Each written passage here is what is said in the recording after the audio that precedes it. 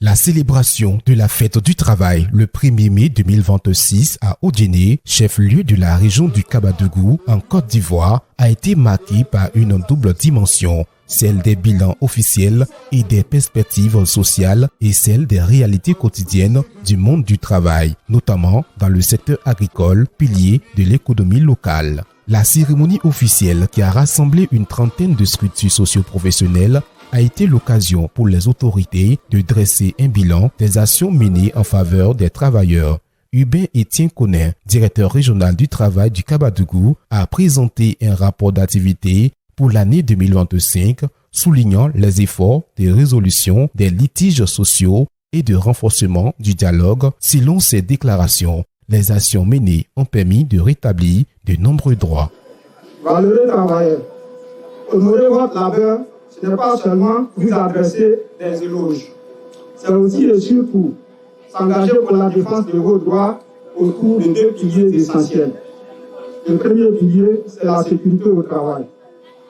La sécurité n'est pas une faveur, mais une obligation dont le non-respect engage la responsabilité directe de l'employeur. Plutôt que de sanctionner les accidents, nous choisissons de les prévenir. Investir donc dans les équipements de protection et de formation au risque professionnel n'est pas un coût, mais un gage de productivité et de paix sociale.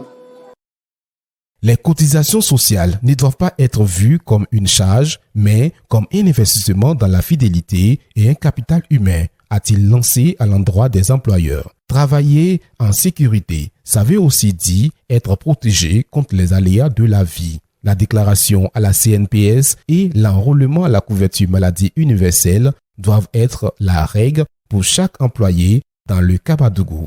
Un travailleur déclaré est un travailleur protégé, capable de soigner sa famille et de préparer sévèrement sa retraite. À Odiéné, montrons l'exemple. Personne ne doit rester en marge de la solidarité nationale. Mais pour que cette protection soit réelle, la loi doit être respectée et vérifiée. C'est pourquoi je regrette que certains employeurs entravent encore les missions de la direction régionale du travail. L'inspection n'est pas un adversaire, mais plutôt le garant de notre équilibre social. Au niveau du dialogue et de la médiation, il a indiqué qu'en 2025, c'est 122 plaintes individuelles qui ont été traitées au cours de l'année, avec un montant de plus de 29 millions de francs CFA recouvrés au profit des travailleurs à l'issue des procédures de conciliation. Dans la même année, en matière de contrôle et de sécurité, 56 visites d'entreprises dans tous les secteurs de la communauté, notamment agriculture, commerce, éducation, industrie et les services ont été menées.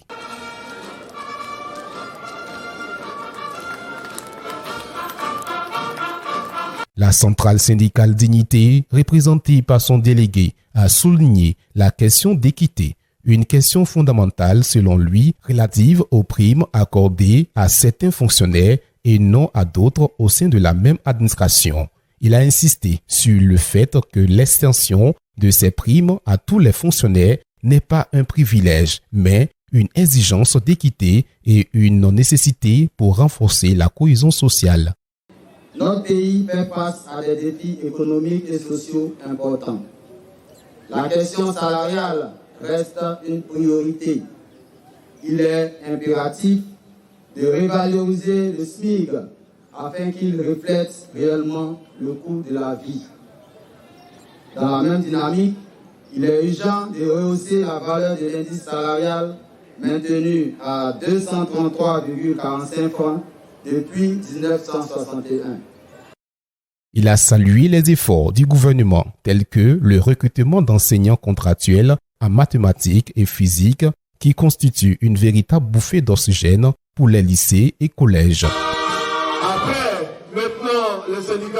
En réponse aux préoccupations syndicales, le préfet de la région du Kabadougou, René Fani Kwame, a rappelé les initiatives gouvernementales en matière d'infrastructures, d'éducation, de santé et de développement local, invitant les syndicats à une collaboration accrue avec les services compétents pour faciliter le traitement de leurs doléances. Le dialogue social n'est pas un vain mot. C'est le levier par lequel nous construirons, étape par étape, des conditions de vie à la hauteur de vos attentes et de vos investissements. Chers représentants des centrales syndicales, j'ai entendu vos préoccupations. Au niveau local, soyez assurés, nous restons toujours mobilisés en synergie avec les élus, donc les députés qui sont là, les sénateurs. Il a invité les responsables syndicaux à renforcer leur collaboration avec les services compétents afin de faciliter le traitement de leurs préoccupations. Chers travailleurs du Kabadougou, sous la haute impulsion de son Excellence M. Alassane Ouattara, président de la République, le progrès social est devenu une réalité tangible. Le gouvernement a consenti des efforts exceptionnels pour améliorer votre pouvoir d'achat à travers la revalorisation du SMIC, l'ajustement des indemnités de logement, le relèvement de la prime ado dans le secteur public et qui s'étendra dans le secteur privé, et la généralisation de la couverture maladie universelle, garantissant ainsi à chaque foyer une protection sociale renforcée.